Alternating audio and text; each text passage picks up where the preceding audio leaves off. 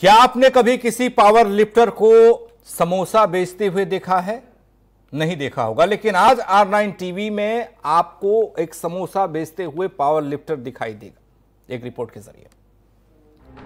Corona ने तमाम तरह के व्यवसाय को चौपट कर दिया, लेकिन कोरोना ने उन आंखों के लाखों सपनों को भी धूमिल कर दिया, जिन आंखों ने एक सपना देखा था कि देश का प्रतिनिधित्व करने पर शायद किसी अच्छे मुकाम पर पहुंच जाएं।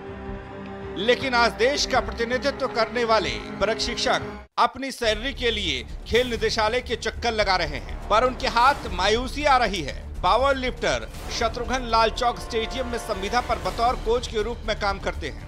ताइवान, कजाकिस्तान, इंडोनेशिया में देश का प्रतिनिधित्व कर चुके हैं, लेकिन अब वो अपना परिवार चलाने के लिए चाय और समोसे की दुकान लगा रहे हैं।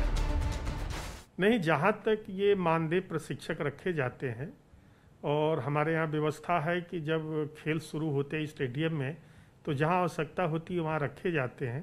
आपने ही खुद ही कहा कि कोरोना वायरस की वजह से इस समय खेल गतिविधियाँ इस समय ठप हैं, जिस कारण इनका मानदेय पे नहीं रखा गया है और इनके ऊपर विचार किया जा रहा है। उच्च स्तर पे भी अवगत कराया गया है और मैं देखता हूँ और क्या बेहतर हो सकता है। एक पावर लिफ्टर की इस दुर्दशा पर जब खेल निदेशक से बात की गई तो उनका कहना है कि उनको मानदेय पर रखा जाता है, लेकिन कोरोना के कारण सभी खेल गतिविधियां बंद हैं। इसके लिए भी उच्च अधिकारियों से बात की गई है, जल्द ही इनके लिए भी विचार किया जाएगा। सर, दुकान इसलिए लगाई है कि परिवार का पेट पालना है। अगर मैं नहीं लगाता हूँ तो परिवार का पेट कैसे पलेगा। और कोशिश यही है कि इससे परिवार का पेट पल जाए, लेकिन कोरोना महामारी के चक्कर में ये भी नहीं चल रहा है और जो जमा पूंजी थी अब सब निकल चुकी है। कर्जे में लगभग जो है ना 1 लाख रुपए के आसपास मेरे ऊपर कर्जा हो गया है। अब इस वक्त यही सोच रहा हूँ कि मैं चलाऊँ कैसे।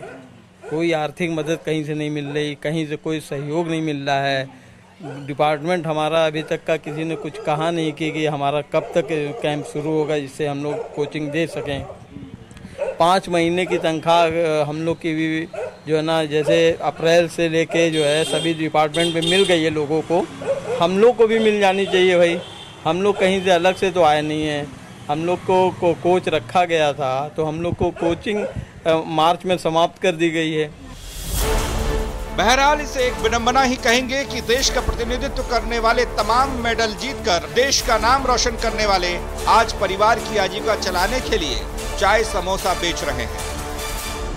तो आपने देखा कि किस तरह से एक इंटरनेशनल पावर लिफ्टर है, वो खेल को छोड़ के चाय और समोसे की दुकान लगा के अपना घर चला रहा है, लेकिन ना ही उसको विभाग से मदद मिल रही है और ना ही उसको सरकार से मदद मिल रही है। ऐसे में सरकार को सोचना चाहिए और इन खिलाड़ियों के लिए जरूर ऐसा कुछ फंड लाना चाहिए जिससे वो बुरे समय में अपने घर को चला सके।